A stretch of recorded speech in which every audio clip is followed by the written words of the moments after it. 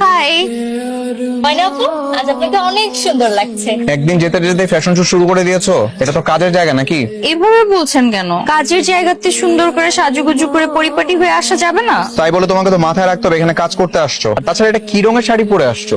নীল রঙের শাড়িতে মেয়েদেরকে কতটা বিশ্রী লাগে তুমি জানো? সমালোচনা কেন করছেন? নরমাল একটা ড্রেস পরতে 5 মিনিট লাগে, সেখানে আমি 30 মিনিট ধরে শাড়িটা পরেছি। উদ্ধার করে ফেলেছো। আপনার না উপলব্ধি করার ওই চোখটাই নেই। পৃথিবীতে এমন অনেক মানুষ আছে যাদের কাছে নীল শাড়ি পরা নারী মানের স্বপ্ন, যারা ওই চোখ দিয়ে একটা নীল শাড়ি পরা মেয়ের সৌন্দর্যকে উপলব্ধি করতে পারে। আপনি সেটা পারবেন না। তোমার লেকচার শেষ হয়েছে, কাজের দিকে ফিরি আমরা। কি করব বলেন? ছবি আঁকতে পারো? কি করতে হবে সেটা বলেন, সব করব। এই যে ওদের মতো করে সুন্দর করে ছবি আঁকতে হবে। কাজী নজরুল ইসলামের ছবি আঁকি। দুঃখমি আর তোমরা এই পাশে ঠিকঠাক মতো দেখো, আমি আসছি। হ্যাঁ, কি ব্যাপার, তোমার আঁকা হলো? দেখছি ঠিকঠাক